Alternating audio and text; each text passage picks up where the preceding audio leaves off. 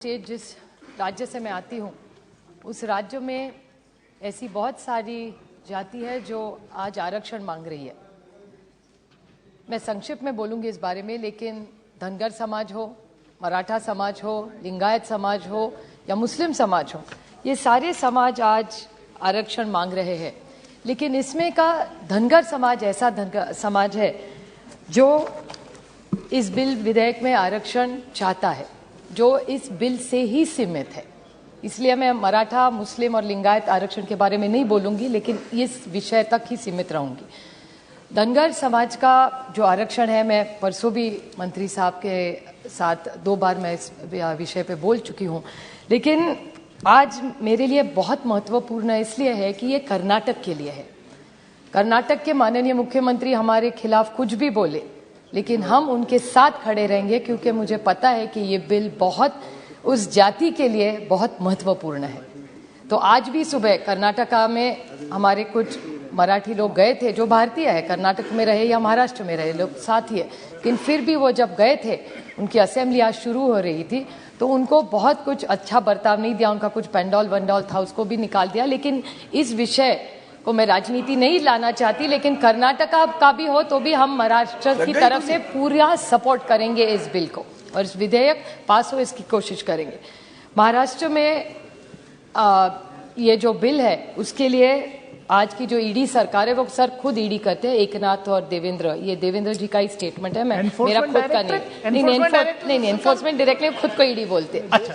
तो वो ईडी सरकार ने, उन्होंने देवेंद्र जी जब लीडर ऑफ ऑपोजिशन थे तो उन्होंने एक प्रस्ताव रखा था कि जब धनगर समाज हमारी सरकार आएगी तो धनगर समाज, जिसका उल्लेख भी पहले एसपी बघेल जी भी यहाँ थे, पहले बैठे थे, शायद निकल गए, लेकिन निशिकांत जी और एसपी बघेल जी दोनों ने कल या परसों जब डिबेट हुआ था, उन्होंने कहा था कि जिस स्पेलिंग का मिस्टेक है, और जिसमें एक न्यूज़ आइटम भी आया था कि 2014 में जब ये नरेंद्र मोदी जी की सरकार आई थी, उन्होंने एक नया ग्रुप बनवाया था, और उसका कोई अधिकारी श्री पांडा जी थे, उन्होंने एक रिपोर्ट बनवाया था, और उसमें ऐसा रेफरेंस लिखा है कि अगर there is a spelling change, whether there is any phonetic variation which of the tribes could be considered because of a slight similarity of sound should be considered.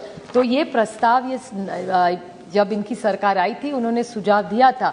तो धनगर और धनगर, जिसका उल्लेख पहले भी जब निशिकांत जी बोले थे, उन्होंने कहा था कि हर स्टेट में अलग अलग आरक्षण दिया जाता है, तो एक स्टैंडर्डाइज क्यों ना हो। तो जो मंत्री जी महोदय ने हर राज्य से लाया था, अभी हिमाचल का लाया, कर्नाटक का लाया, तमिलनाडु का लाया, तो वैसे इस देश के लिए क्यों ना एक कॉम्प्रिहेंसिव बिल लाया जाए, और उसके साथ महाराष्ट्र के बारे में क्यों ना सोचा जाए। उस दिन माननीय मंत्री जी ने एक भी कहा था कि महाराष्ट्र से कोई प्रपोजल नहीं आया था। मैं रिकॉर्ड के लिए कहना चाहती हूँ कि 1978 में एक प्रस्ताव भेजा था जब वहाँ के मुख्यमंत्री जी ने, जो 81 में वापस गया, उसके बाद कोई प्रपोजल नहीं आया। और देवेंद्र जी जब मुख्यमंत्री थे, उन्होंने एक स्टडी ग्रुप किया था जिसका रिपोर्ट बहुत से पॉजिटिव नहीं है। तो मेरे ख्याल से महाराष्ट्र सरकार, क्योंकि प्रोसेस जो रखा है उसके महाराष्ट्र सरकार ने वो प्रपोजल दिल्ली भेजना है, तो इधर 2 चीजें हो सकती है। There are 2 ways to solve this problem.